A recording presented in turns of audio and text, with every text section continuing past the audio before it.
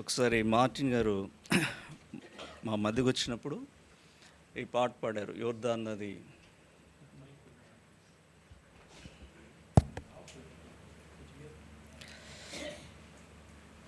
అప్పుడు మా దగ్గర ఈ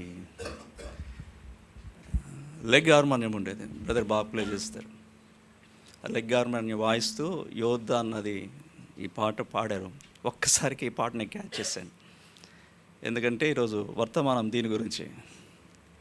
యోర్దాను నది ధరిని ఆ వర్తమానాన్ని అనుసరించి ఈ పాట కట్టడం జరిగింది. సరే, వాక్యం వెనక ముందు ప్రార్థన చేసుకుందాం.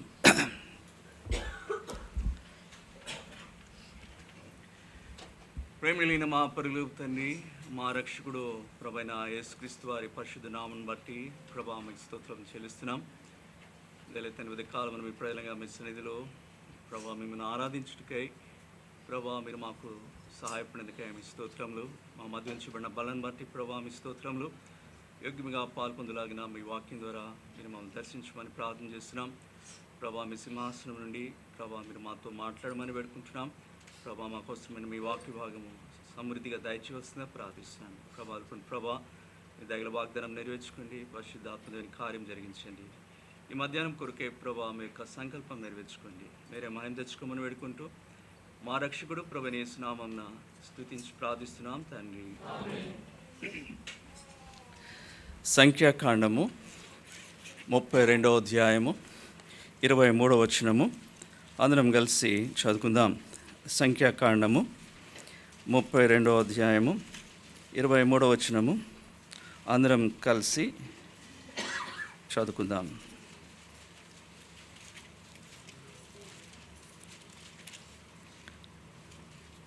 మీరు అట్లు చేయని ఎడల మీ యెహోవా దృష్టికి పాపం చేసేవారెవరు, కనుక మీ పాపము మిమ్మల్ని పట్టుకొనును అని తెలుసుకొనుడి. ప్రభు ఈ వాక్యభావం ద్వారా మనతో మాట్లాడి యోగ్యమైన రీతిగా బలలో పాల్పొందుట కొరకై మనను సిద్ధపరచునుగాక. మోషే, రూబేను, గాదు ఈ 2 గోత్రికులతో చెప్పిన మాట మనం చదివినాం. సందర్భం ఏమంటే, మీరు మొదటి వచనం నుండి చదివితే గన యోర్దాను నది దగ్గర జరిగిన సంఘటన. అందుకని ఈ పాట పాడినాం దాకా. యోర్దాను నది తూర్పు దిక్కున ఈ సంఘటన జరిగింది. యోర్దాను నది పడమటి దిక్కున కనాన్ ఉంది. ఆల్మోస్ట్ వచ్చేసారు కనాన్కి, ఈస్ట్ సైడ్ ఉన్నారు ఇప్పుడు. అప్పుడు ఈ రూబేనీలు, గాదు ఈ 2 గోత్రికులు వారు ఆ ప్రాంతం చూడగానే వారికి చాలా నచ్చింది. కనాన్లో ఇంకా ప్రవేశింపలేదు. వారికి విస్తారమైన మందులు ఉన్నాయి, అక్కడ పచ్చిక బయలు ఉన్నట్టున్నాయి. కనుక ఈ ప్రాంతంలో మనం సెటిల్ అయితే బాగుంటుంది అని చెప్పి చాలా పొలైట్గా 4వ వచనంలో చూస్తాం. మోషే దగ్గరికి వెళ్ళి, నీ కటాక్షమైన ఎడల మేము ఇక్కడ ఉండిపోతాము, ఈ ప్రాంతం మాకు బాగుంటుంది, మా మందులు సరిపోతుంది అంటే మోషే మొదట కొద్దిగా ఇబ్బంది పడ్డారు. అట్లెట్లా చేస్తారు మీరు? మీ సహోదరులందరూ కనాన్లో ప్రవేశించాలా, అక్కడ యుద్ధం జరగబోతుంది, వారికి మీరు సహాయం చేయరా? మీరు ఇక్కడ ఉంటే ఎట్లా నా ధైర్యపరిచిన వారికి అవుతుంటారు కదా. ఆ గత కాలంలో జరిగిన సంఘటన జ్ఞాపం చేశాడు. మీ తల్లిదండ్రులు ఏం చేశాడు? ఆ రోజు వేగి చూడడానికి ఎష్కోల్కి వెళ్ళినప్పుడు, ఎష్కోల్ నుంచి వచ్చిన తర్వాత వాళ్ళు చెప్పిన సమాచారాన్ని బట్టి అందరూ అధైర్యపడ్డారు కదా, భయపడ్డారు కదా.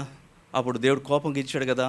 మరి నూను కుమారుడైన యెహోషువ, కాలేబ్ తప్ప ఎవరు కూడా రావడానికి లేదని ఆయన నిర్ణయించాడు కదా. ఇప్పుడేమో మీరు రానంటున్నారు, అట్లయితే ఎట్లా అంటే అప్పుడు వాళ్ళు ఏం చెప్పారంటే, లేదు మోషే గారు, మేము వస్తాం, మా సహోదరులకు మేము వచ్చి అక్కడ కనాన్లో వాళ్ళు స్వాస్థ్యం పొందే వరకు వారికి అవసరమైన హెల్ప్ అంతా మేము చేస్తాం. వాళ్ళు అక్కడ సెటిల్ అయిన తర్వాతనే మేము అలా తిరిగి ఇక్కడికి వచ్చి ఈ ప్రాంతంలో ఉంటాం అని వారు చెప్తారు. అలా చెప్పినప్పుడు సరేనా అని అప్పుడు అంటాడు, అట్లు మీరు చేస్తే సరే, అట్లు మీరు చేయని ఎడల ఎట్లు మీరు చెప్పారు కదా, మీరు వచ్చి వాళ్ళకి అక్కడ సెటిల్ అయ్యేదాకా మీరు హెల్ప్ చేస్తారని చెప్పారు కదా, అట్లు కానీ మీరు చేయకపోతే ఏమంది, మీరు యెహోవా దృష్టికి పాపం చేసిన వారగుదురు, మీ పాపం మిమ్మను పట్టుకున్నారు. అప్పుడు వెంటనే మళ్ళీ ఒకసారి వాళ్ళు రీకన్ఫర్మ్ చేస్తారు. మళ్ళీ చూడండి ఏం చెప్తారంటే వారు 25వ వచనం, అందుకు గాదీయులను రూబేలును మోషేతో, మా ఏళ్ళను వాడు ఆజ్ఞాపించినట్లు మీ దాసులమైన మేము చేసేదము. మళ్ళీ 27 వచ్చిన మీ దాసులమైన మేము అనగా మా సేవలో ప్రతి యోధుడును మా ఏళ్ళమాడు చెప్పినట్లు యెహోవా సన్నిధిని యుద్ధము చేటుకు యోర్దాను అవతలికి వచ్చి వాళ్ళు లేదు మేము తప్పనిసరిగా వస్తాం, సాయం చేస్తాం అన్నారు. కానీ ఇక్కడ చూడండి, వీరు తీసుకున్న నిర్ణయం మంచిదా కాదా? యోర్దాను నది ప్రభువారికి పాలు తేనెలు ప్రవహించే ఆ వాగ్దత్త దేశం కనాన్ సిద్ధపరిస్తే కనాన్లోకి మా వద్దు, ఎంట్రీ వద్దు, మేము ఇక్కడే సెటిల్ అయిపోతాం, ఇక్కడే బాగుంది. వాళ్ళు తీసుకున్న నిర్ణయం మంచిదా కాదా? దానివల్ల కాన్సిక్వెన్సెస్ ఎట్లా వచ్చినాయి? అది వేరే తలంపు అవుతుంది. ఆ నిర్ణయం మంచిది కాదు. ఫస్ట్ అటాక్ చేసింది వీళ్ళే, ప్రొటెక్షన్ లేదు. వాళ్ళు సమాజంలో అందరితో కలిసి ఉన్నప్పుడైతే బాగుండేది. ఆయన ఒక సరైన నిర్ణయం తీసుకోలేదు. అందువల్ల వారి తర్వాత ఇబ్బంది పడిన సందర్భాలు ఉన్నాయి. అయితే ఇక్కడ ఈ సందర్భంలో వారు ఇచ్చిన అష్యూరెన్స్ని బట్టి మోషే కొంచెం ధైర్యం తెచ్చుకొని, అట్లు మీరు చేస్తే మంచిది, కానీ చేయకపోతే మీకేం కలుగుతుంది? పాపం చేసిన వారు అవుతారు. సాధారణంగా పాపం చేసిన వారు అంటే ఏంటి? ఇక్కడ వాళ్ళు ఏదైనా పాపం చేశారా? ఏదైనా సాధారణ పాపం అంటే చేసిన దాన్ని బట్టి పాపం అంటామా, చేయని దాన్ని బట్టి పాపం అంటామా? వాడు దొంగిలించాడండి, ఒకడిని కొట్టాడండి, లేకపోతే దూషించాడండి, చేసిన దాన్ని బట్టి ఏమి ఉంటాము? పాపం చేసిన వారు. ఇక్కడ వాళ్ళు చేశారని పాపం అంటున్నాడా, చేయలేదని పాపం అంటున్నాడు? మళ్ళీ చదవండి, ద్వితీయోపదేశ సంఖ్యాకాండం 32:23.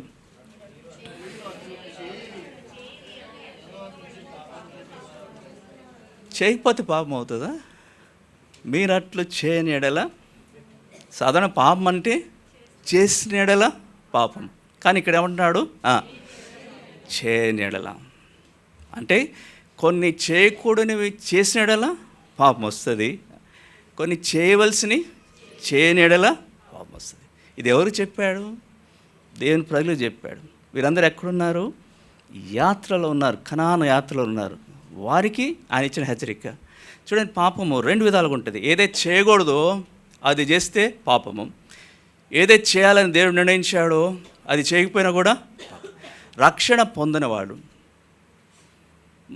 మారుమనసు పొందిన వాళ్ళు మొదటి అంతస్తులో వస్తారు, చేయకూడని చేస్తారు. ఒకప్పుడు మనం కూడా అలా చేసాం. ప్రభు కృపను బట్టి రక్షించాడు. రక్షించిన తర్వాత సహజంగా యథార్థంగా రక్షించబడిన వాడు కావాలని పాపము చేయడు. కొన్నిసార్లు తొందరపాటును బట్టి, బలహీనతను బట్టి పాపంలో పడినా కూడా వెంటనే ఎప్పటికప్పుడు దేవునితో సరి చేసుకోవాలని హృదయంలో వెంటాడుతూ ఉంటుంది. ప్రభుత్వం సరి చేసుకొని క్రమపరచబడి అప్పుడు దాకా ఆయనకు మనసులో నెమ్మది ఉండదు.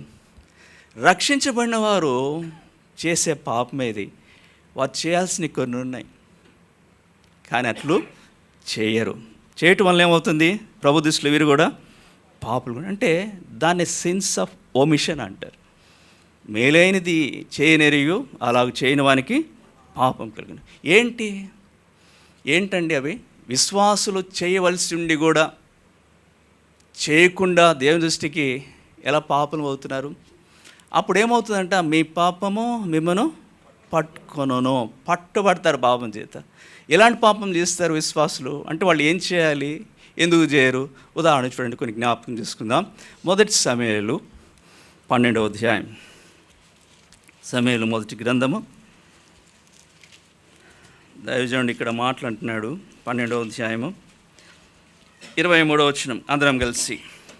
నా మట్టుకు నేను మీ నిమిత్తము ప్రార్థన చేయట మానుట వలన యెహోవాకు విరోధముగా పాపం చేసిన వండగదును, అది నాకు దూరమగునుగాక. చాలు. అది దైవజనుడు చెప్తున్నాడు సమూయేలు. నేను కానీ ప్రార్థన చేయటం మానితే ఏమవుతుంది? అక్కడ పాపం అవుతుంది. అంటే ప్రార్థిస్తే పాపం లేదు. నాకు ఒక పని చెప్పినాడు దేవుడు, ఇతరుల కొరకు విజ్ఞాపన చేయాలి. ఆ పని దైవికమైన కార్యము నేను చేయకపోతే, అట్లు చేయకపోతే నేను దేవుని నుంచి పాపం చేసిన వాడు అవుతాను.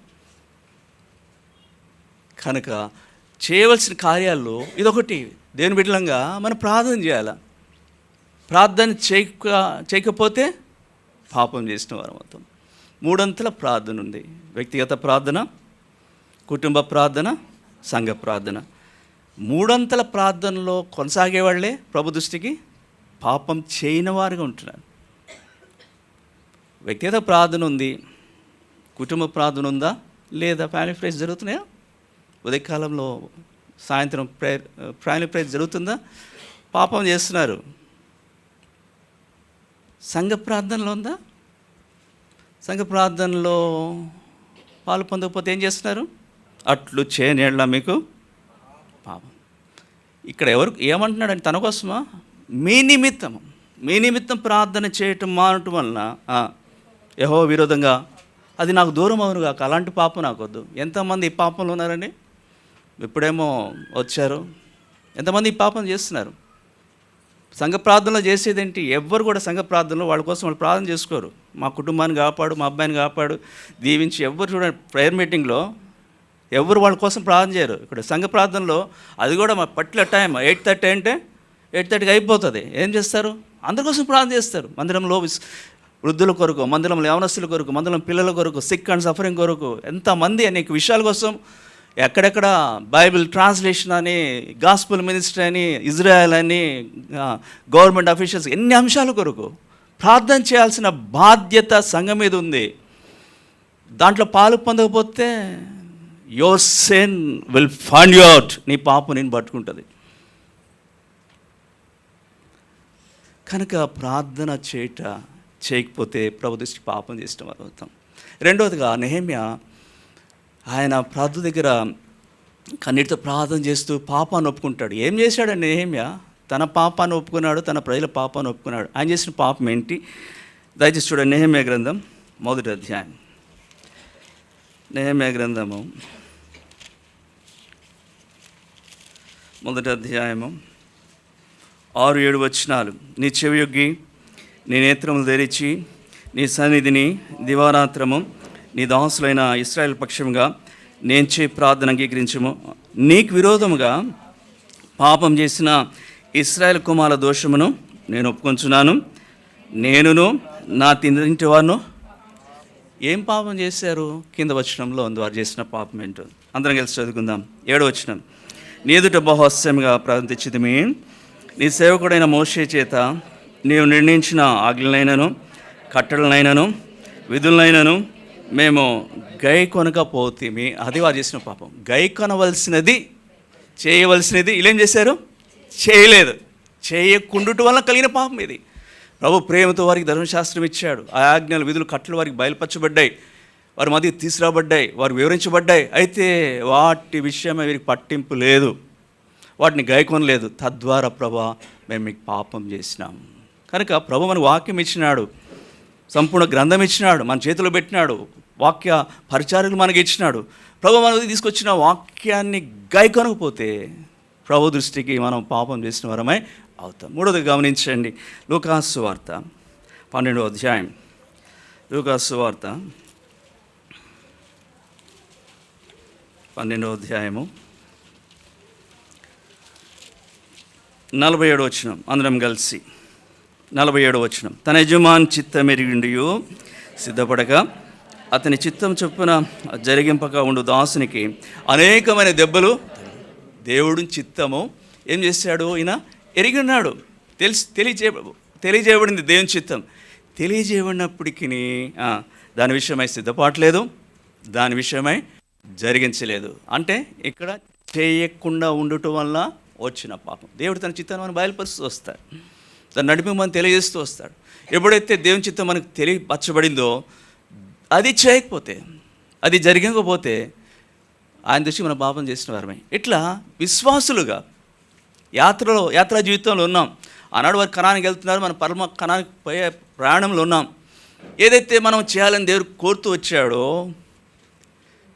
వాటి మనం చేయకపోవటం వల్ల మరి ఆయన దృష్టికి పాపం చేసిన వారం అవుతాం. మత్తయి సువార్త 25వ అధ్యాయంలో మహిమగల సింహాసనం మీద యేసు ప్రభు ఆసీనుడు అవుతాడు. ఆసీనుడు అయిన తర్వాత 2 గుంపులు ఉన్నాయి.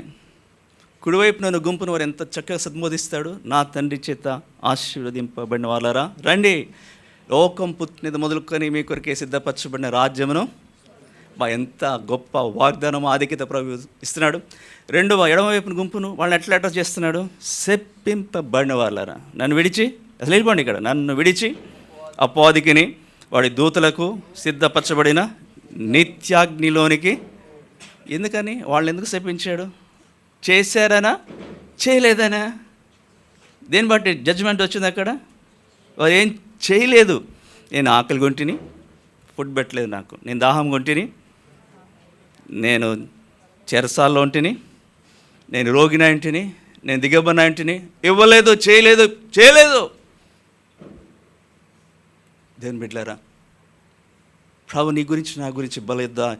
ఏం సాక్ష్యం చెప్పగలడు? అన్నాడు చెప్తున్నాడు, అట్లు మీరు చేయని ఎడల, remember you sin will find your, మీ పాపము మిమ్మల్ని పట్టుకుంటుంది. ఏదైతే చేయాలని ప్రభు మన మధ్య తీసుకొచ్చినాడో, ఏదైతే మన ముందు బయలుపరిచినాడో, రక్షించబడిన దేవుని బిడ్డారా, నిర్లక్ష్యంగా ఉంటున్నామా? ఏం చేస్తున్నాం? ప్రార్థన విషయమై, ప్రభు మనకిచ్చిన వాక్యం విషయమై, ఆయన చిత్తం విషయమై, సత్క్రియలు జరిగించే విషయమై, ఆయన పని విషయమై కాళ్ళు జాపుకొని కూర్చున్నామా? రాలేకపోతున్నామా? చేయలేకపోతున్నామా? బలం కలిగి, శక్తి కలిగి ప్రభు కొరకే శ్రమ పడలేకపోతున్నామా? పట్టబడతాను ఈ పాపం బట్టి. ప్రభు అది పాపంగా ఎంచుతున్నాడు. పాపమునకు శిక్ష ఉంది, జడ్జిమెంట్ ఉంది. అందుకని కింద వచనంలో దాని ఫుట్ నోట్ అండి, మీ పాప ఫలము మీకు కలుగును. పాప ఫలం కలుగుతుంది. అసలు ఎందుకు పాపం చేస్తామండి? ఎందుకు ఈ తప్పిదం జరుగుతుంది? అటు చేయకూడని పనులు కొంతమంది రక్షణ పొందిన వాళ్ళు ఎందుకు చేస్తున్నారు? రక్షించబడిన వాళ్ళు చేయవలసిన పనులు చేయకుండా ప్రభు దృష్టి ఎందుకు పాపలు కొంటున్నారు? కారణం ఏంటి? చదవండి 36వ కీర్తన మొదటి వచనం చదవండి. కీర్తనలు 36వ కీర్తన మొదటి వచనం.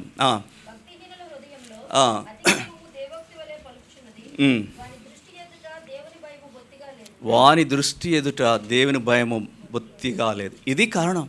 దేవుని భయం లేదు కాబట్టి వారేమో చేయకూడని పనులు విపరీతంగా చేస్తున్నారు. అదెంత తప్పైన, దోషమైన, పాపమైన. విశ్వాసులు కూడా దేవుని భయం లేదు కాబట్టి సిన్స్ ఆఫ్ ఒమిషన్ చేస్తున్నారు. దేవుని భయం అంటే ఎందుకు చేయరండి? దేవుని బిడ్డలుగా రక్షించబడ్డాం, అయిపోయింది, మా పరలోకం వచ్చింది, కృప సరిపోతుంది అనుకొని తృప్తి చెందిన వారే ప్రభు ఏదైతే నియమిస్తూ వచ్చినాడో వాటి విషయమై పట్టింపు లేకుండా, ఆసక్తి లేకుండా నిర్లక్ష్యంగా జీవించడం వలన పాపం పడుతున్నారు. మీ పాపం పట్టుకుంటుంది. ప్రభు ఆయన గమనిస్తున్నాడు. చూడండి, చిన్న విషయాలే. ఇప్పుడు సంఘంకి ఒక క్రమం ఉంది, నియమం ఉంది, చర్చ్ ఆర్డర్, చర్చ్ డిసిప్లిన్ ఉంది, గౌరవించాలా. ప్రభు దినం ఆరాధన అంటే ఎన్ని గంటలకి చెప్తారు మనకి? 9:30 అంటే అక్కడ ప్రకటించబడితే ఎవరు వచ్చి నాపైన ఎవరు వస్తారు? అక్కడ 9:30కి ముందే సింహాసనాసనం ప్రభు ఇక్కడ ఉన్నాడు. ఇప్పుడు ఆయన మన మధ్య ఉన్నాడు. వచ్చేస్తాడు ఆయన చూస్తూ ఉంటాడు, నా బిడ్డలు ఎవరెవరు వస్తారు, ఎంతమంది టైంకి వస్తారు. ప్రభు భయం ఉన్న వాళ్ళు ఏం చేస్తారు? సమయానికి వచ్చేస్తారు. 9:30 అంటే ఒక 5 నిమిషాల ముందే వచ్చేస్తారు. ప్రభు భయం లేని వాళ్ళు అయితే వాళ్ళ ఇష్టం, వస్తారు, పాటలప్పుడు వస్తారు, ఇల్లు పక్కన ఉన్నా కూడా వాక్యం చెప్పేటప్పుడు వస్తారు, మధ్యలో వస్తారు. మా ఇంట్లో సర్వెంట్ మేడ్గా ఒక క్రిస్టియన్ అమ్మాయి పనిచేస్తుంది. మాతో పాటు ఇంకా 2-3 ఫ్లాట్స్లో కూడా మా అపార్ట్మెంట్లో అమ్మాయి పనిచేస్తుంది. సండే మార్నింగ్ కేవలం మా ఫ్లాట్కే వస్తుంది, మిగతా ఫ్లాట్స్ చెప్పేస్తుంది సండే మార్నింగ్ నాకు కుదరదు, మీరు చర్చ్కి వెళ్ళాలి, ఆఫ్టర్నూన్ ఈవినింగ్ అయితే వస్తామని చెప్పి. సండే మార్నింగ్ మేము కూడా మొత్తం పని పెట్టాం. సండే ఒక యూటెన్సిల్స్ కడిగి వెళ్ళిపోమ్మా, ఇల్లు తుడిచి మాపింగ్ ఏదో పెట్టద్దు అని చెప్తాను ఇప్పటికైనా. ఆమె వచ్చి టకటగా ఎంత ఫాస్ట్గా చేస్తుందంటే పని. ఎందుకంటే వాళ్ళు వర్షిప్ 7:30కే పొద్దున, 7:30 కంటే చక్కచక్క పని చేసి వెళ్ళిపోతుంది 7:30కి. ఎందుకంటే వాళ్ళ గాడ్ సర్వెంట్ టైంకి రాకపోతే ఒప్పుకోడంట. 7:30 అంటే 7:30కి మందిరంలో ఉండాలి. ఆ అమ్మాయి చెప్తే ఆశ్చర్యమైంది. ఈవెన్ బ్రదర్స్ని కూడా అండి, బ్రదర్స్ కూడా టైంకి రాకపోతే 7:30కి రాకపోతే నిలబెట్టేస్తాడంట. ఏమో ఎందుకు లేట్కి వచ్చావు? ఇంటి దగ్గర వంట చేసి వస్తున్నావా అంటే నాకు చాలా ఆశ్చర్యమైంది. ఈ క్రమం అసలు మనకు సహవాసాల గురించి చెప్పేవాళ్ళం. ఒక చిన్న మందిరంలో, ఒక కాలనీలో వాళ్ళు ఎంత అంటే వాళ్ళకి దేవుని భయం ఉన్నా లేకపోయినా ఏం లేదు, ఏముంది? దేవుని సేవకుల భయం అయితే ఉంది. మందిరంకి లేటుకు వస్తున్న వాళ్ళ గురించి 2 తలంపులు వస్తాయండి నేను చూడంగానే. వీళ్ళకి దేవుని భయం లేదు, దేవుని సేవకుల భయం లేదు. దైవజనుడు అరవిందం గారి గురించి ఒక బ్రదర్ చెప్తే విన్నాను. ఆయన చాలా టైమింగ్స్ పర్టికులర్గా ఉంటాడు. ఆయన ఇప్పుడు ఆదివారము మందిరంలో అందరూ అయిన తర్వాత భోజనాలు పెడతారు కదా, భోజనాలు పెట్టేటప్పుడు భోజనాలు వండుతారు కదా, మందిరానికి భోజనాలు సిద్ధపరిచేటప్పుడు మందిరంలో ఆరాధన 10 గంటలు ప్రారంభిస్తారంటే 10 గంటల లోపల భోజనాలు వంటంతా అయిపోవాలంట. 10 గంటలైనా కూడా ఇంకా వంటలు వండితే ఆ రోజుల్లో కట్టెలు పొయ్యిలు ఏం చేసేవాడంటే బయటికి వెళ్ళి ఇంకా అవలేదా నీళ్ళు పోసేవాడంట.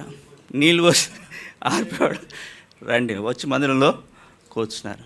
ఇక్కడ 10 గంటలకు ఆరాధన మీరు అక్కడ పాటలు పాడుతుంటే వాక్యం చెప్తుంటే ఆరాధన చేస్తే అక్కడ మీరు చేసే వంట ఏంటి? రండి 10 గంటల లోపల అయిపోవాలా. ఆరాధన ప్రారంభించాలంటే 10 గంటలకి మందిరంలో ఉండాలా. ఒకసారి ఆయన్ని హైదరాబాద్లో ఒక అసెంబ్లీకి 3 రోజులు స్పెషల్ మీటింగ్స్ పిలిచారంట. Friday, Saturday, Sunday. Friday brother వెళ్ళారంట. ఆ మీటింగ్లో నైట్ చూస్తే చాలామంది లేరు, స్టార్ట్ చేసేటప్పటికి కొద్దిమంది ఉన్నారు. అప్పుడు పాటలు పాడుతుంటే కొంతమంది వస్తున్నారు, వాక్యం చెప్తుంటే కొంతమంది వస్తున్నారు. గమనించాడు, this is not the way. రేపు మీటింగ్కి మీరు అట్లా చేయకూడదు. టైం అంటే 7 o'clock అంటే బీ దేర్ బై 7 o'clock, 7 గంటలకు ఉండాలా అని అంట. నెక్స్ట్ డే చూసాడంట. నెక్స్ట్ డే చూసినా కూడా వాళ్ళు మామూలుగానే వాళ్ళ టైంలో వాళ్ళే వచ్చారంట. ఆయన కోపం వచ్చింది. రేపు సండే మార్నింగ్ వర్షిప్ చెప్పినాడంట, రేపు కూడా మీరు సమయానికి రాకపోతే మందిరానికి ఆరాధనకి సమయానికి రాకపోతే రేపు మీ మధ్య భోజనం చేయను మంద్యం అయిన తర్వాత అని అంట. సండే వచ్చింది, వాళ్ళు చర్మం మందం వాళ్ళకి, వాళ్ళ టైంలో వాళ్ళు వచ్చేసారు. సరే మీటింగ్ అయిపోయింది, ఆరాధన అయిపోయింది. టేబుల్ దగ్గర చాలా వెరైటీస్ ప్రిపేర్ చేశారంట. బ్రదర్ నేను చేయను అన్నాడంట భోజనం. అన్నా మీకోసం చేసాం, ఇది చేసాం, అది చేసాం. మీకు సిగ్గు లేకపోతే నాకు సిగ్గు లేదా? మీకు క్రమం తెలియకపోతే నాకు క్రమం లేదా? నేను చేయను అన్నాడంట. భోజనం చేయాలి, అన్ని వెరైటీస్ అయిపోయింది. బతిమలాడు, అన్న పెద్దోళ్ళు మీకు నీరసం వచ్చేస్తే తినాలి లేదా? మీకు శ్రద్ధ లేదు, క్రమం లేదు, మీరు వంటింది నేను తింటాం నాన్సెన్స్. అసలు ఇష్టపడలేదు. చాలా బ్రతిమలాడిన తర్వాత సరే ఒక బ్రెడ్ ఇప్పించండి, ఒక బ్రెడ్ తీసుకురండి అన్నాడు. ఆ బ్రెడ్ తిని ఆ తర్వాత వెళ్ళిపోయాడంట. దేవుని భయం ఉండాలి బిడ్డలారా, ప్రభుడ్లారా. ఇష్టానుసారంగా జీవించడానికి కాదు, ప్రభువును రక్షించినాడు. రక్షించిన దేవుడు జీవం కలిగిన వాడు, ఆయన సర్వశక్తిమంతుడు. ఆయన నీ కొరికే నా కొరికే ఏదైతే నియమించినాడో దాని విషయమై వణుకుతూ రావాలి, మనం శ్రద్ధతో రావాలా. లేకపోతే పాపం చేసిన వారం అవుతాం. పాపం చేయటానికి కాదు ప్రభువును రక్షించింది, పరిశుద్ధులుగా నీతిమంతులుగా జీవించాలని. తన మహిమ రాజ్యంలో సమృద్ధి అయిన ప్రవేశం ప్రభు మనకి వాళ్ళని రక్షిస్తే, అంత గొప్ప సంకల్పం ప్రభు మన పక్షం కలిగి ఉంటే ఎందుకు పాపం చేస్తాం? పాపం వల్ల వచ్చే ఫలాన్ని మనం పొందకూడదు. చాలామంది అసలు ఎందుకు పాపం చేస్తారంటే, ఆ రోజులు ఎందుకు చేసేవారంటే ప్రభు చూడట్లేదు అనుకునేవారు, చీకటిలో చేసేవారు. వాళ్ళు చెప్పే మాట ఏంటో తెలుసా ఎందుకు పాపం చేస్తున్నారు? దయచేసి చదవండి యెహెజ్కేలు గ్రంథం 8వ అధ్యాయం. యెహెజ్కేలు గ్రంథం 8వ అధ్యాయము. పెద్దలు వారు చెప్తున్న మాట ఇట్లా ఉంది. 12వ వచనం. అప్పుడు ఆయన నాకు సెలవిచ్చింది ఏమనగా, నరపుత్రుడా, యెహోవా మమ్మను కానకయుండును, యెహోవా దేశమును విసర్జించిన అని అనుకొని ఇశ్రాయేలు పెద్దలు చీకట్లో తమ విగ్రహ గదులలో వారిలో ప్రతివాడు చేయదాన్ని నీవు చూచున్నావు కదా. మరి ఆయన నీవు ఈ తట్టు తిరుగుము, వీటికి మించిన అతి హేయ కృత్యములు వారు చేయుచుతున్న నాతో ఎందుకు చేస్తున్నారు ఈ చీకటి గదుల్లో? ఇశ్రాయేలు పెద్దలు యెహోవా కానకుని యెహోవా చూడలేదు అనుకుంటున్నారు వాళ్ళు. ఎంత అపోహ అండి అది. మనుషులు చూడలేకపోవచ్చు చీకటి గదుల్లో ఉండే వాళ్ళు చేసే చెత్త పనులు. ప్రభు చూడలేదని సాగు చెప్తున్నారు. పెద్దలు చేశారు. మరి యథా రాజా తథా ప్రజ. ఇప్పుడు ప్రజలు కూడా చూడండి, వాళ్ళు కూడా ఇదే సాగు చెప్తున్నారు. 9వ అధ్యాయం యెహెజ్కేలు గ్రంథం 9వ అధ్యాయం 9వ వచనం. ఆయన నాకు ఇలాగ సెలవిచ్చాను, ఇశ్రాయేలు వారి యొక్కయు యూదా వారి యొక్కయు దోషము బహు ఘోరంగా ఉన్నది. వారు యెహోవా దేశమును విసర్జించిననియు ఆయన మమ్మను కానడనియు అనుకొని దేశమును హత్యతోనూ పట్టణమును తిరుగుబాటుతోనూ నింపిన. వీళ్ళు కూడా అంటున్నారు కదా ఆయన మమ్మను కానడని చెప్పుకుంటున్నారు. అందుకని వాళ్ళు ఇష్టానుసారం పాపం చేస్తున్నారు. అయితే గమనించండి, వీరు అట్లా అనుకుంటే అపోహ. ప్రభు కిందకి కనబడదండి, ప్రభు ఎందుకు చూడండి, మనుషులు చూడకపోవచ్చు. తర్వాత కొంతమంది ఎందుకు పాపం చేస్తారంటే, ప్రభు మమ్మలను క్షమించేస్తాడులేండి, ప్రభు నన్ను శిక్షించడులేండి అనుకుంటారు. వాళ్ళు చెప్పే సాకు ఇట్లా ఉంటుంది. చూడండి, హోషేయ గ్రంథం 7వ అధ్యాయం. హోషేయ గ్రంథం 7వ అధ్యాయము 2వ వచనం. తమ క్రియల చేత వారు చిక్కుపడి ఉన్నను, అవి నా సముఖననే జరిగినను. మన చెడుతనము ఆయన జ్ఞాపకం చేసుకున్నాడని తమలో తాము. వాళ్ళు చిక్కుపడ్డారు. అప్పటికే వారు చిక్కుపడి ఉన్నాను. అవి కూడా ఎక్కడ చేశారు? నా సముఖంలోనే జరిగినాను. మన చెడుతనం ఆయన జ్ఞాపకం చేస్తాడని అనుకుంటున్నాడు. అంటే ప్రభు జ్ఞాపకం చేసుకోడు, ప్రభు శిక్షించాడు, ప్రభు క్షమిస్తాడు, ఇది వాళ్ళ ఉద్దేశం. అట్లనా? ప్రభు జ్ఞాపకం చేసుకోడా? ప్రభు శిక్షించడా? చాలామంది కృపను, దేవుడు మనకు కృప ఇచ్చాడు కదా, కృపగల దేవుడు క్షమించడా? కృపగల దేవుడు శిక్షిస్తాడా? అంటే దేవుని కృప నిర్ధకం చేయకూడదు. మనం కృప అందుబాటులో ఉంది, కృప ఉంది కదా అని మనం పాపం చేస్తే దేవుని కృప వ్యర్థం పరిచిన వారం అవుతాం. మోసపోకుడి, దేవుడు వెక్కిరింపబడడు, మనుషుడు ఏది విత్తునో ఆ పంటను కోయను. చూడండి, సర్వశరీరులకు దేవుడు సర్వశక్తిమంతుడు. ఆయనకు కొన్ని గుణలక్షణాలు ఉన్నాయి, దైవికమైన లక్షణాలు ఉన్నాయి. అందులో రెండేంటంటే ఆయన సర్వాంతర్యామి, ఆమ్ని ప్రజెంట్. సర్వమందు ఉన్నవాడు నీవని పాడతాం. సర్వమందు ఉంటాడు ఆయన. ఇక్కడ లేదు, అక్కడ లేదు, ఎక్కడైనా ఉంటాడు. చదవండి, ఇర్మియా గ్రంథం 23వ అధ్యాయం 24వ వచనం. ఇర్మియా గ్రంథం 23వ అధ్యాయం 24వ వచనం.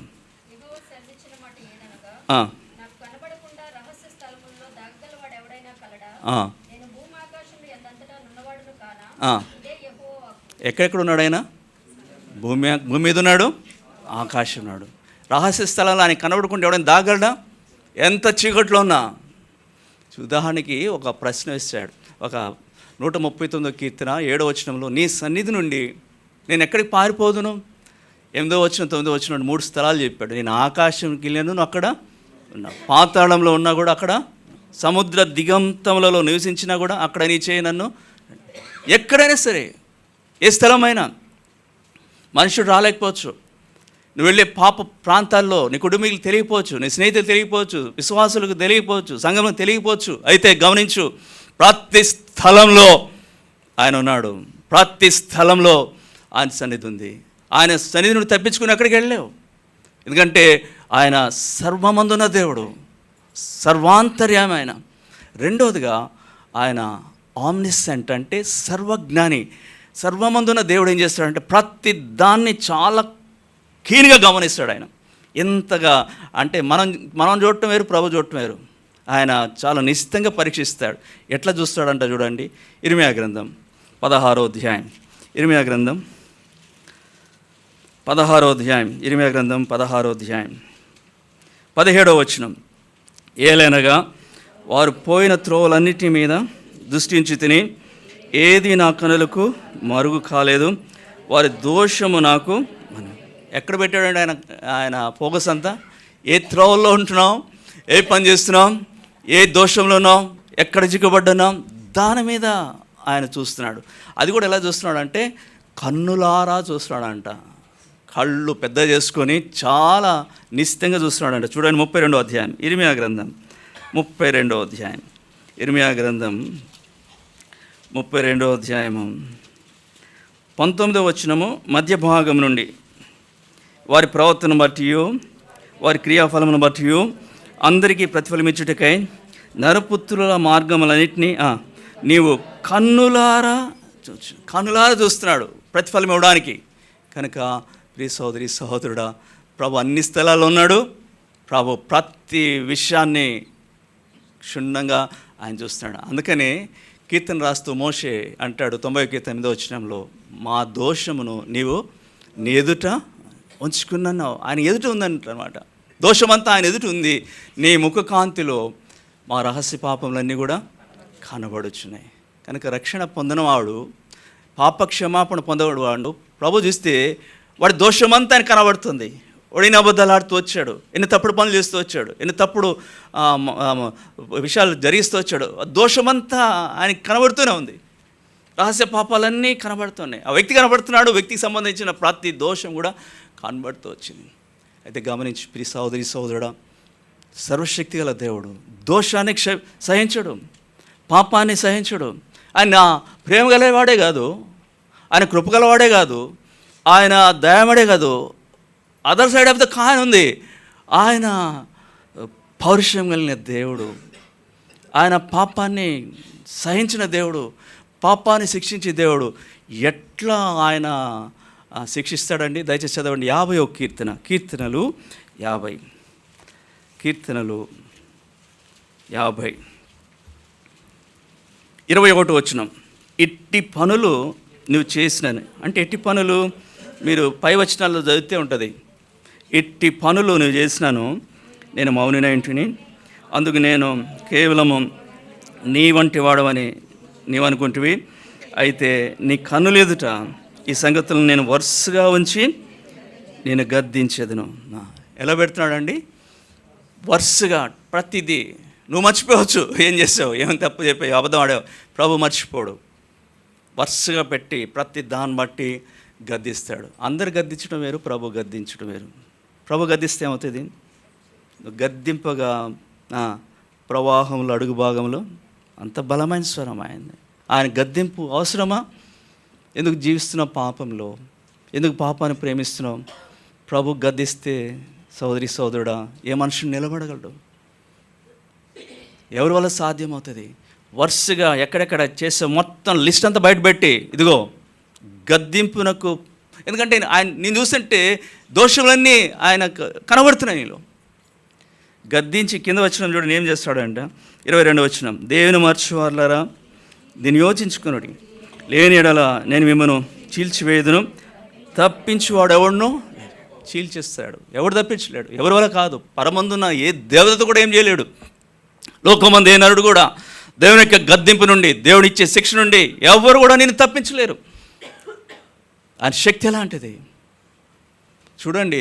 ఆయన శిక్షించేటప్పుడు ఈ లోకంలో ఎవరైనా శిక్షించాలంటే ఎవరి మీద ఎలిగేషన్ వచ్చింది, కంప్లైంట్స్ వచ్చింది, మన రాజ్యాంగం ప్రకారం న్యాచురల్ జస్టిస్ ఎవరిని బట్టి ఒక ఎలిగేషన్ వచ్చినంత మాత్రం వాడికి వెంటనే పనిష్మెంట్ ఇస్తారా? ఎవరు ఏం చేస్తారు? ముందు ఎంక్వైరీ పెడతారు, విచారణ చేస్తారు, చేసి అది తప్పని తేలితే అప్పుడు పనిష్మెంట్ ఇస్తారు. విచారణ చేయకుండా పనిష్మెంట్ ఇవ్వకూడదు. లోకం అలా ఉంది. దేవుని దగ్గర విచారణ అవసరం లేదు, ఆయనకు అగత్యము లేదు. విచారణ చేయకుండానే స్పాట్లోనే ప్రభు కొడతాడు. చదవండి యోబు గ్రంథం 34వ అధ్యాయం. లోకానికి విచారణ చేయాలి కానీ ప్రభుకి అసలు విచారణ అక్కర్లేదు. యోబు గ్రంథం 34వ అధ్యాయం, యోబు గ్రంథం 34వ అధ్యాయము 22వ వచనం. దుష్క్రియలు చేయవారు దాక్కుంటకు చీకటి అయినను మరణాంధకారమైన లేదు. ఒకడు న్యాయ విమర్శలోనికి రాకముందు బహుకాలం అతనికి విచారణ చేయట దేవునికి అగత్యం లేదు, అవసరం లేదు. ఆయనకి దేవునికి అగత్యం లేదు. విచారణ లేకుండానే బలవంతులను ఆయన నిర్మూలం చేర్చున్నాడు. ఎందుకంటే 27వ వచనం. ఏలైనగా వారు ఆయనను అనుసరించుట మానిరి, ఆయన ఆజ్ఞలలో దేనినైనా లక్ష్యం. ఇదండి దేవుని విధానం, దైవ విధానం ఇది. ఏ మానవుడైతే దేవుని అనుసరించడం మాని పాపంలో జీవిస్తూ తన ఇష్టానుసారంగా దేవునికి అవిధేయుడు వెళ్తుంటే ఎంక్వైరీ అక్కర్లేదు, ఆయనకి అగత్యం లేదు. విచారణ చేయకుండానే నిర్మూలన చేస్తాడు. అది ఎంత భయంకరంగా ఉంటుందండి. మీరు బైబిల్లో గమనించండి, కొన్ని సందర్భాల్లో ప్రభు సెకండ్ ఛాన్స్ ఇవ్వడు, స్పాట్ కొట్టేస్తాడు అంతే. ఉదాహరణకు లోతు భార్య ఏమన్నాడు? వెళ్ళేటప్పుడు ఒకటే చెప్పాడు, క్లియర్ ఇన్స్ట్రక్షన్. ఏమన్నాడు? వెనుక చూడకమన్నాడు. వెనుక చూడకమంటే ఈవిడేం చేసింది? లోతు భార్య వెనుక నుండి చూస్తుంది. వెంటనే ఏమైంది? ఒప్పిస్తామైతే. అరే రెండో అవకాశం ఇవ్వలేదు, ఎక్స్ప్లెనేషన్ ఏం తీసుకోలే. వద్దన్నావన్న కదా, వద్దన్నాను కదమ్మా చూడొద్దని. నువ్వెందుకు చూసావు? అక్కర్లేదు ఆయనకి, నీ ఎక్స్ప్లెనేషన్ అక్కర్లేదు ప్రభుకి, నువ్వు చెప్పే వివరణ అవసరం లేదు. చెప్పాడు, చేసావా లేదా? చేయకపోతే నిర్మూలన చేసేస్తాడు. రక్షించబడి దేవుని బిడ్డలారా, వెనుక చూడకూడదు. దేవుని బిడ్డలం నాగిట్టి మీద చేయబెట్టామంతే. ముందుగా చూసుకోవాలా, క్రీస్తు వైపు చూస్తూ ముందున్న దేని చేత పట్టబడ్డామో దాని కొరకే వేగం పరిగెత్తాలా. ఈ దినాలను నువ్వు ఎందుకు వెనక చూస్తున్నావు? ఒకనాడు విడిచిపెట్టిన ఆ పాపం విషయమై, ఒకనాడు కాదనుకున్న ఆ యొక్క దోషం విషయమై ఎందుకు వెనక చూస్తున్నావు? జాగ్రత్త, వెనక చూసే పరిస్థితి ప్రభు నీకు కూలే. క్రీస్తు వైపు చూసి ముందున్న ఆ పందెంలో ఓపితో కొనసాడు కొరకైనా చూపు అవసరం. ఈమె వెనక చూసింది, వెంటనే అంతేక ఛాన్స్ లేదు. ఆయన వరుసగా పెట్టి గద్దించే ఇక అక్కడ కూడా లేదు, ఎంక్వైరీ అగత్యం కూడా లేదు, వెంటనే అయిపోయింది. ఇంకో సందర్భం చూద్దాం, 2 సమూయేలు గ్రంథం. అక్కడ కూడా స్పాట్లోని ప్రభు చంపేశాడు. 2 సమూయేలు 6వ అధ్యాయం. సమూయేలు 2వ గ్రంథము 6వ అధ్యాయము 6-7 వచనములు కలిసి చదువుకుందాం. వారు నాకోడు కళ్ళం దగ్గర వచ్చినప్పుడు ఎడ్లకు కాలు జారినందున ఉజ్జా చేయి చాపి దేవుని మందస్సమును పట్టుకొనగా యెహోవా కోపము ఉజ్జా మీద రగులుకొనెను. అతడు చేసిన తప్పును బట్టి దేవుడు ఆ క్షణమంది అతను మొత్తగా అతడు అక్కడనే దేవుని మందస్సం వద్ద పడి చనిపోను. ఇక్కడ కూడా ఎంక్వైరీ లేదు, ఇక్కడ కూడా సెకండ్ ఛాన్స్ ఇవ్వలేదు, ఎక్స్ప్లెనేషన్కి టైం ఇవ్వలేదు. ఫాట్మన్ కొట్టినాడు. అక్కడే మందస్సం తీసుకెళ్తున్నారు ఎడ్ల బండి మీద. ఒక ప్లేస్ రాగానే ఎడ్లకు కాలు జారింది, బహుశా బండి కూడా ట్విస్ట్ అయిందేమో, మందస్సం కూడా పడిపోయే సందర్భంలో పక్కనే ఉన్నాడు ఉజ్జా. ఏం చేశాడు? ఆయన యాటిట్యూడ్ మంచిదే కావచ్చు. ఇది చదివితే నాకు చిన్నప్పుడు అర్థమయ్యేది కాదు. ఇది ఎందుకు అబ్బా ప్రభు చంపేశాడు, ఇంత సివియర్ పనిష్మెంట్ ఇచ్చాడు ఏంటి అనుకునేవాడు నేను, అర్థం కాక. అట్లా పట్టుకున్నాడు, పడిపోతున్నాడు మందస్సాన్ని పట్టుకుంటే. వెంటనే అక్కడ దేవుని కోపము రగిలింది, అక్కడే చంపేశాడు. ఇది అంత సివియర్ పనిష్మెంట్ ఇవ్వాలా దేవుడు? దేవుడు న్యాయవంతుడు కాదా? ముమ్మారు దేవుడు న్యాయవంతుడు. అలాంటి మరణం పొందడానికి పాత్రుడా? ముమ్మారు ఉజ్జా పాత్రుడే. ఎందుకు? తెలిసి చేసే పాపం ఇది. చూడండి, ఎవరండి ఉజ్జా? మీరు చూడండి 6వ అధ్యాయము 3వ వచనం మధ్యలో ఉంది. గిబియాలోనున్న అబినాదాబు యొక్క ఇంటిలో నుండి తీసుకుని రాగా అబినాదాబు కుమారులకు ఉజ్జాయును అహూయాను ఆ కొత్త బండిని అబినాదాబు కుమారుడు. అసలు మందస్సము ఎవరింట్లో ఉంది అప్పుడు దాకా?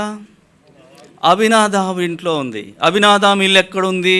కిర్యత్యారీంలో ఉంది. ఎంతకాలము ఈ మందస్సము అబినాదాబు ఇంట్లో ఉంది? 1 సమూయేలు గ్రంథము 7వ అధ్యాయము 2వ వచనంలో చూస్తే 20 సంవత్సరాలు ఉంది ఆ ఇంట్లో.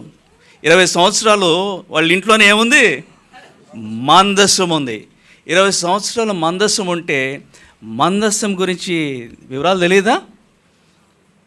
సంఖ్యాకాండం 4వ అధ్యాయం 15వ వచనంలో చూస్తే మందస్సాన్ని తాగకూడదు, పరిశుద్ధమైన తాగితోడు చచ్చిపోతాడు. మందస్సాన్ని ఎట్లా పడితే అట్లా మూవ్ చేయకూడదు. లేవి గోత్రికలు చేయాలా? లేవి గోత్రికలు అందరూ కూడా చేయడానికి లేదు. లేవి గోత్రిలో కొన్ని ఫ్యామిలీస్ ఉంటాయి, కహతీలని, గెషోలినని, మెరారీలు, ఒక్కో ఫ్యామిలీకి ఒక్కో పని చెప్పినాడు.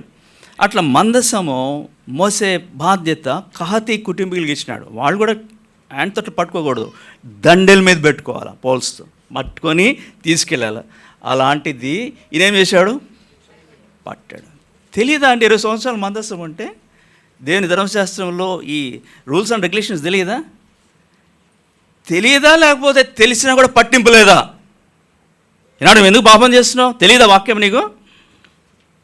వాక్యం తెలిసినా కూడా నిర్లక్ష్యం చేస్తున్నావా? దేని పెట్టారా? నిప్పుతో చెలమాటకూడదు. Our Lord is consuming fire. అని దహించే అగ్ని. నీ ఇష్టానుసారంగా జీవించడానికి లేదు. తెలుసుకోవాలి వాక్యాన్ని, గ్రహించాలి వాక్యాన్ని. దేవుని చిత్తమేంటి, దేవుని తలంపు ఏంటి, దేవుని సంకల్పం ఏంటి తప్పదు. మనం తెలుసుకోవాలా, ఎరగాల, దినదినం గ్రహింపులోకి రావాలా. మందస్సం 20 సంవత్సరం ఇంట్లో పెట్టుకుంటే మందస్సం గురించిన పట్టింపునికి లేదు. అరే అది ఎంత పవిత్రమైనది తెలియదు. 20 సంవత్సరాలు ఉన్న ఆ ఇంట్లో దీవెన లేదు. అదే మందస్సము ఇప్పుడు దావీదు వణికిపోయాడు, చచ్చిపోయేటప్పటికి భయపడిపోయామో, నేను కూడా మా ఇంటికి తీసుకెళ్ళకూడదని చెప్పి ఎవరింట్లో పెట్టాడు? ఓబేదేదోము ఇంట్లో పెట్టాడు. ఏమైందండి ఓబేదేదోము ఇంట్లో పెడితే? చూడండి 2 సమూయేలు 7వ అధ్యాయము 11వ వచనం. యెహోవా మందస్సము 2 సమూయేలు 6వ అధ్యాయము 11వ వచనం. యెహోవా మందస్సము 3 నెలలు గిత్తీయుడగు ఓబేదేదోము ఇంటిలో ఉండగా యెహోవా ఓబేదెదోమును అతని ఇంటి వారందరినీ ఏంటండి ఎన్ని నెలలు? 3 నెలలు ఉంటే ఏమైంది అక్కడ మందస్సము? ఆ ఇంటి వారందరికీ గొప్ప ఆశీర్వాదం వచ్చింది. ఎందును బట్టి మందస్సం యొక్క ప్రాముఖ్యత తెలిగిన వారు, దేవుని వాక్యం యొక్క ప్రాముఖ్యత తెలిగిన వారు, ప్రభు ఎంతో భయభక్తులు కలిగిన వారు, వారు ఎంతో గౌరవిస్తూ వచ్చారు, ఎంతో భయపడుతూ వచ్చారు, దానికి ఎంతో ప్రాముఖ్యత ఇస్తూ వచ్చారు. 20 సంవత్సరాలు ఉన్నా కూడా ఇంట్లో మందస్సం యొక్క విలువ తెలియదు, మందస్సం యొక్క ప్రత్యక్షత తెలియదు, వాక్యం యొక్క నడిపింపు లేదు, ఇష్టానుసారంగా చేయకూడదు. ఏమవుద్ది? చేపెట్టాడు, స్పాట్లోనే ప్రభు మొత్తాడు, అణిగిపోయాడు. ఎంతకాలం అవుతుంది ప్రభు మందిరంలో వచ్చి? ఎంతకాలం అవుతుంది దేవుని వెలుగులోకి వచ్చి? ఎలా జీవిస్తున్నావు? నిర్లక్ష్యంగా ఉద్యోగాలు చేపడుతున్నావేమో.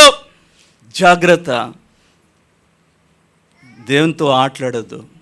బలవంతుడైన, శక్తివంతుడైన, ప్రేమ గలవాడే, ప్రేమిస్తాడు, కరుణిస్తాడు, నీ కొరకు ప్రాణం ఇచ్చాడు, పాపం చేత అపరాధం చచ్చి నేను ప్రేమతో బ్రతికించాడు నిత్య రాజ్యం కొరకై. అలాంటి దేవుని విషయం ఉద్యోగాలకు నిర్లక్ష్యంగా ఉంటున్నావా? తెలీదా నీకు? దైవ విలువ తెలీదా? తెలిసినా కూడా నిర్లక్ష్యంగా ఉంటున్నావా? తప్పు దినాలు విశ్వాసుల గృహాలు జరుగుతుంది, విశ్వాస బిడ్డల జీవితాలు జరుగుతుంది. నిర్లక్ష్యం, వాళ్ళకి పట్టింపు లేదు, వాళ్ళు ఇష్టానుసారంగా జీవిస్తున్నారు. జాగ్రత్త. ఉజ్జాన్ని వెంటనే ప్రభు తీసేశాడు. సెకండ్ ఛాన్స్ లేదు అక్కడ. ఇంకొక వ్యక్తిని కూడా ప్రభు స్పాట్లోనే లేపేశాడు. చూడండి, అపొస్తలుల కార్యములు 12వ అధ్యాయం. అపొస్తలుల కార్యములు 12వ అధ్యాయము 21-22 వచనాలు. నియమింపబడిన దినమందు హేరోదు రాజు వస్త్రములు ధరించుకొని న్యాయపీఠం మీద కూర్చుండి వారి ఎదుట ఉపన్యాసం చేయగా జనులు ఇది దైవస్వరమే కానీ మానస్వరం కాదని కేకలు వేసిరి. అతడు దేవుని మహింపచ్చినందున వెంటనే ప్రభుదూత అతని మొత్తెను గనుక పురుగులు పడి ప్రాణం వచ్చింది. ఇక్కడ జరిగింది కూడా అదే కదా. ప్రభు సమయం ఇవ్వలేదు దానికి, వెంటనే జడ్జిమెంట్ వచ్చేసింది. హేరోదు రాజు, ఆయన సింహాసనం మీద కూర్చున్నాడు. అక్కడ కొంతమంది తూరీలు, అసలు ఏం జరిగింది, తూరీలు సీదోనీయులకు ఈయనకి కాన్ఫ్లిక్ట్ వచ్చింది. వాళ్ళ మీద వీళ్ళకి విపరీతమైన కోపం వస్తుంది. అత్యాగ్రహం తెచ్చుకున్నాడు, తూరీల మీదైనా సీదోనీల మీదైనా. ఈ హేరోదు ద్వారా వాళ్ళకి ఏంటంటే గ్రాసం అంటే ఫుడ్ వచ్చేది, ఆ ఫుడ్ ఆపేశాడు. ఇప్పుడు వాళ్ళిద్దరూ ఏమనుకున్నారంటే ఈయన ఎట్లయినా ప్లీజ్ చేయాలనుకోవాలి, ఎట్లయినా ప్లీజ్ చేద్దాం, ఇంత సమాధాన పడదాం, హీరోతో గొడవ తెచ్చుకొని మనకి ఫుడ్ ఉండట్లేదు అని చెప్పి ఏదో విధంగా ఆయన దగ్గరికి వచ్చారు.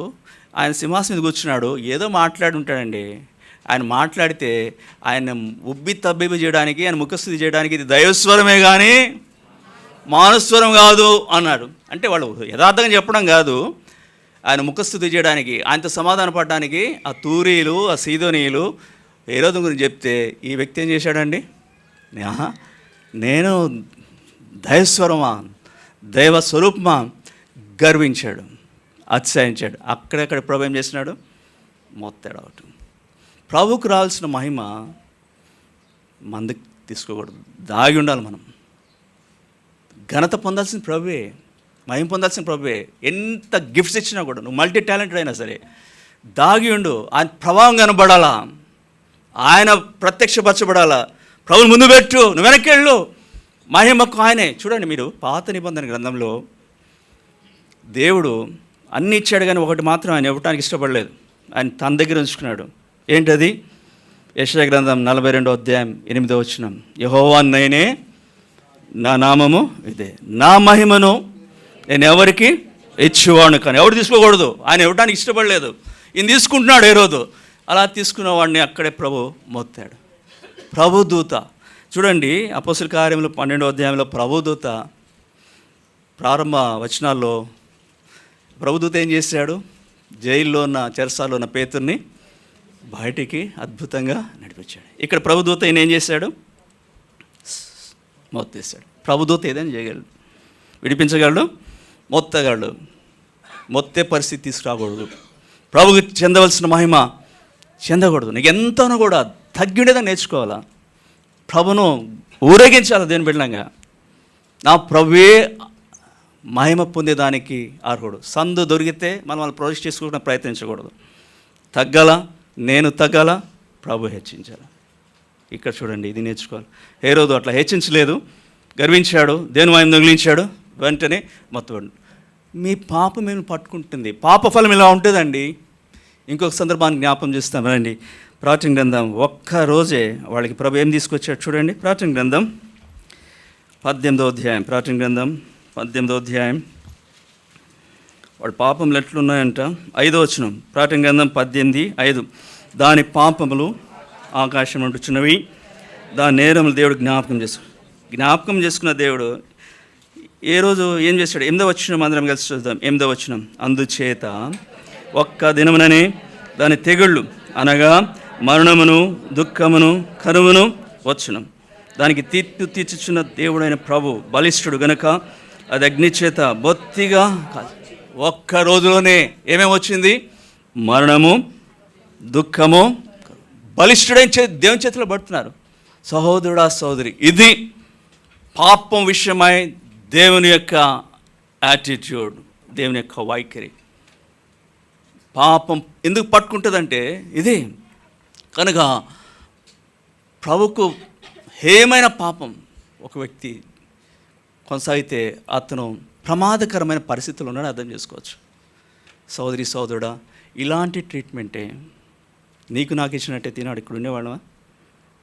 ఆనాడు వాళ్ళకి ఇచ్చాడు, నాకు ఇవ్వలేదు, దేనికి స్తోత్రం, ఇంతవరకు సజీవంగా ఉన్నాను.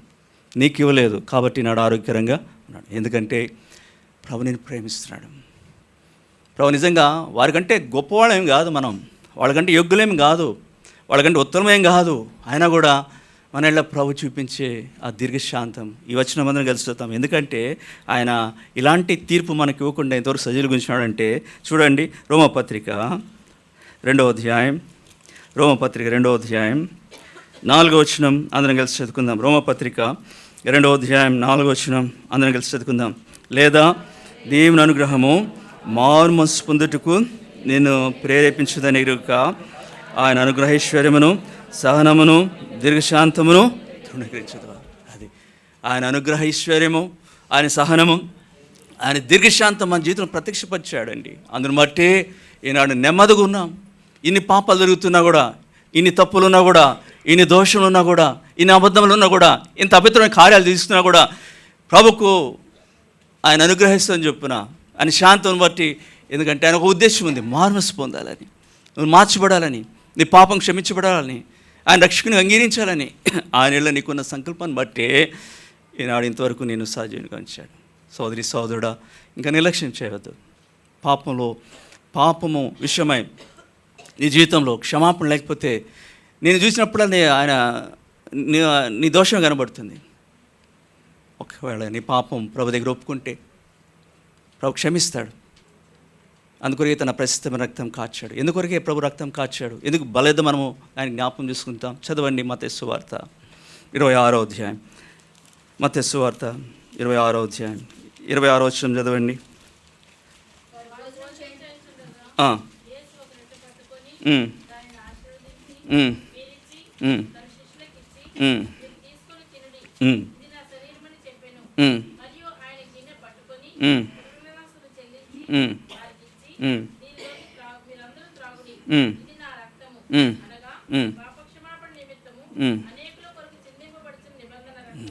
నిబంధన రక్తం ఇదేం జ్ఞాపకం చేస్తుందంటే ప్రభు మన కొరికి సిలువలో కాచిన ప్రస్తుతం రక్తం జ్ఞాపకం చేస్తుంది. అనేకుల పాప క్షమాపణ కొరికి, అంటే నీ పాపం కొరికి, నా పాపం కొరికి కల్వరి సిలువలో ఆయన ధారగా కాచిన రక్తానికి సాధిస్తుంది.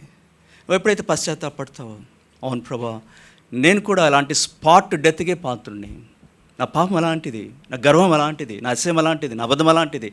ఆనాడు వాళ్ళు అట్లా చనిపోయినారంటే ఎంక్వైరీ చేయకుండా, విచారణ లేకుండానే ప్రభు వాడిని మొత్తినాడంటే అలాంటి బ్రతికే ప్రభు నాది. నీ అనుగ్రహిస్తున్న ఇంతవరకు ఉంచినావు, నీ సహనం, నీ దీర్ఘశాంతం నా ఇంతవరకు కనబరుస్తున్నావు ప్రభా. నీ రక్తంతో నన్ను కడుగు ప్రభా, నా పాపాన్ని క్షమించు అంటే ప్రభు క్షమిస్తాడు. సహోదరి సహోదరుడా, ఆయన కుమారుడు యేసు రక్తము ప్రతి పాపం నుండి మనలను పవిత్రులుగా చేయను. దాని కొరకు ఏంటి మనం చేయాల్సింది?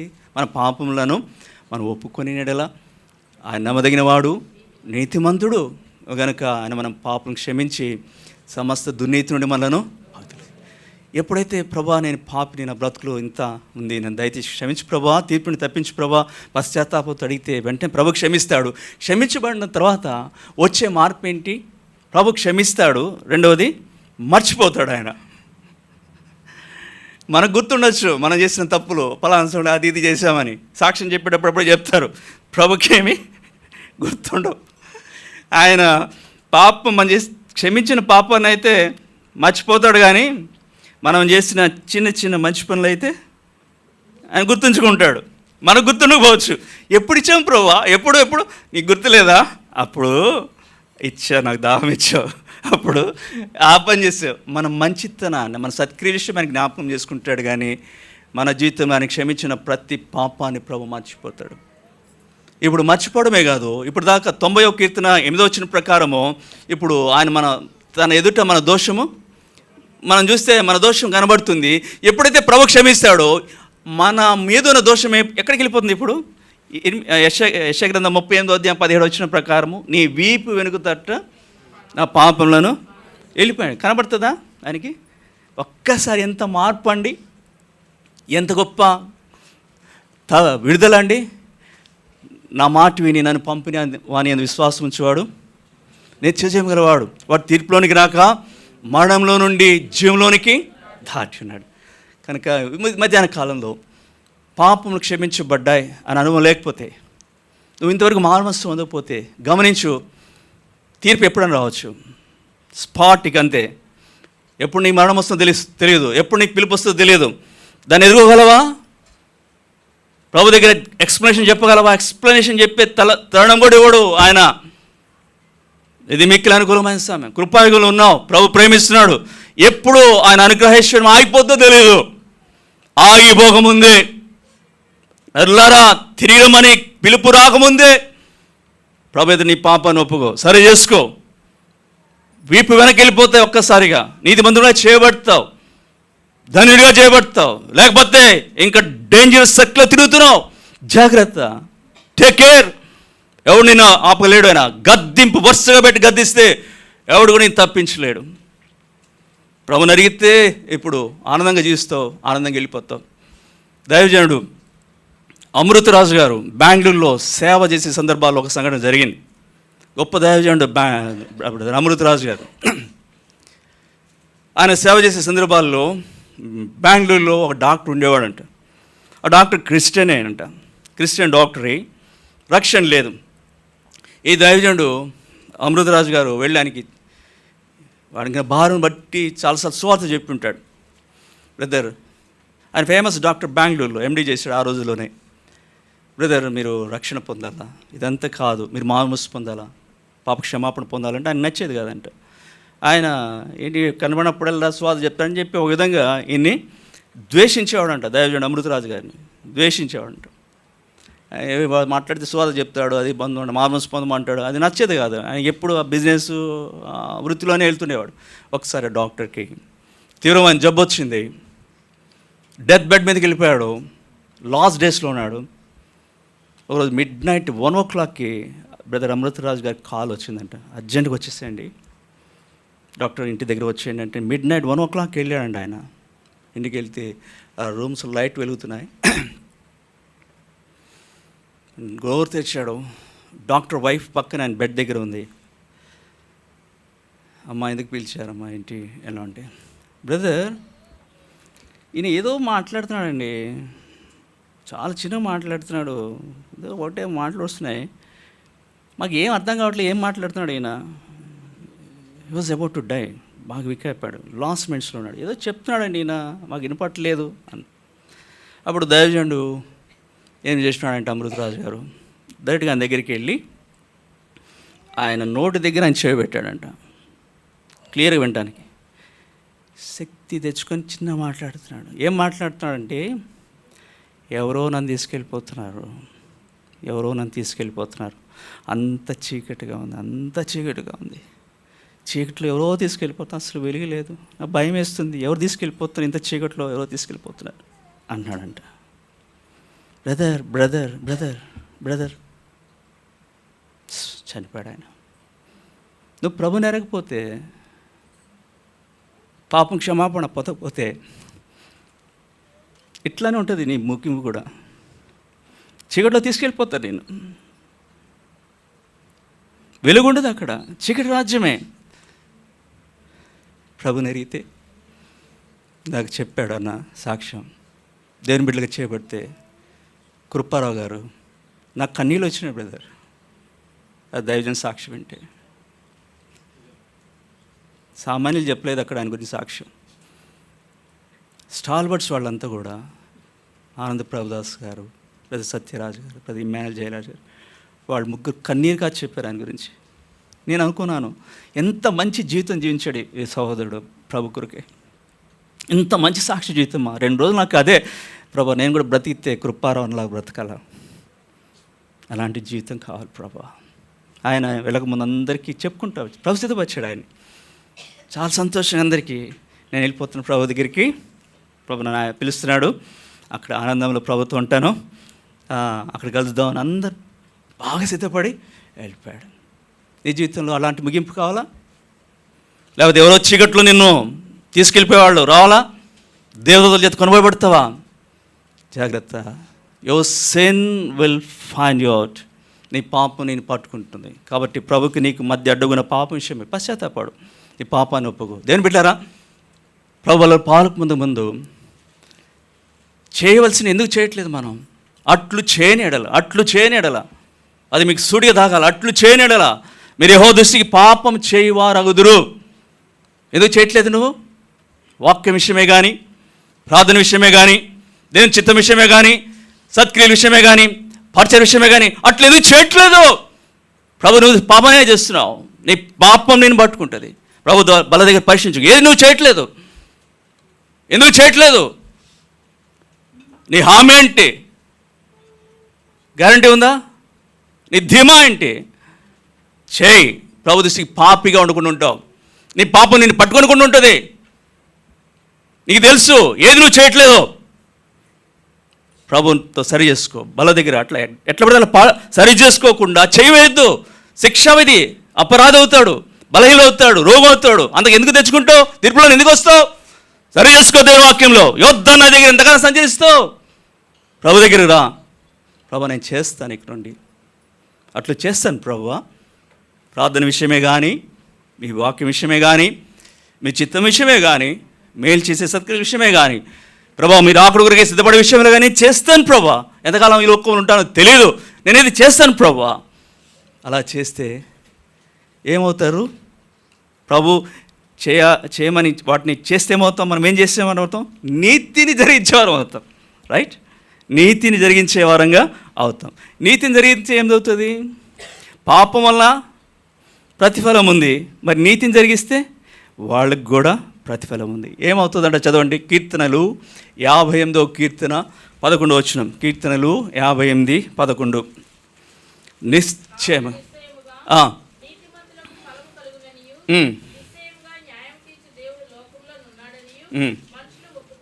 నీతిమంతులకి ఏం కలుగుతుంది? ఏం ఫలం అది? యెషయా గ్రంథం 3వ అధ్యాయం 10వ వచనం. యెషయా గ్రంథం 3వ అధ్యాయం 10వ వచనం.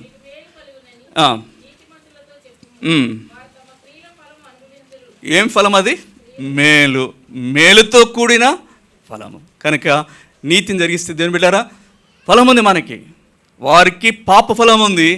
నీతిమంతులుగా ప్రభు కొరకు జీవిస్తే ఏదైతే చేయవలనో అది చేస్తే నీతిని జరిగించిన వారంగా నీతి వలన కలిగే ఫలము, ఈ ఫలము మనకైనా మనతో ఆగదు. నీతిమంతులు కలిగే ఫలము నీతిమంతులతో పాటు వారి సంతానానికి ప్రభు ఇవ్వబోతున్నాడు. యథార్థవర్తనుడగు నీతిమంతుని పిల్లలు వాని తదనంతరము ధన్యులు అవుతారు. ఈ నీతిమంతులు కలిగే ఫలము ఎక్కడ? భూమి మీద కాదు, ఇహమందు పరమందు. ఆ గొప్పదైన ఆ ఫలం పొందేదానికి, నీతి వలన లభించే ఫలం పొందేదానికి దేని బిడ్డలారా ప్రభువుల దగ్గర పరీక్షించుకుందాం. ప్రభా నేను అట్లు చేయకునే పరిస్థితులు ఏమున్నాయి నాలో? ఏది చేయగలిగి నేను చేయలేకపోతున్నాను, ఏది రాలేకపోతున్నాను, ఏది చదవలేకపోతున్నాను, ఎక్కడ తప్పాను ప్రభా? నా పాపం నన్ను పట్టుకోకూడదు, నీతి పట్టుకోవాలా, నన్ను మేలు కొరకే, మేలు వాళ్ళ జరిగే ప్రతిఫలం కొరకే నేను పట్టబడాలి ప్రభా. నీతిని బట్టి దేని చేత, అందుకని అపొస్తలుల పౌలు నేను దేని చేత పట్టబడితునో దాన్ని పొందేదాని కొరకే వేగిరపడుతున్నాడు, ముందుకు వెళ్తున్నాడు. కనుక ప్రభువుల దగ్గర పరీక్షించుకుందాం. ప్రభు వాక్య వెలుగు నీతో ఏదైనా మాట్లాడితే ఇప్పుడే సరి చేసుకో, ప్రభు దగ్గర క్షమాపణ పొందు. ఆ రీతిగా బల కొరకే సిద్ధపడు. రండి, వచ్చిన మందరం కలిసి చదువుకుందాం. కొరింథీయులకు రాసిన మొదటి పత్రిక 11వ అధ్యాయం 28వ వచనం. కొరింథీయులకు రాసిన మొదటి పత్రిక 11వ అధ్యాయము 28వ వచనం. అందరం కలిసి, కాబట్టి ప్రతి మనుషుడు తను తాను పరీక్షించుకోనవలెను, అలా చేసి ఆ రొట్టెను తిని ఆ పాత్రలోనిది త్రాగవలెను.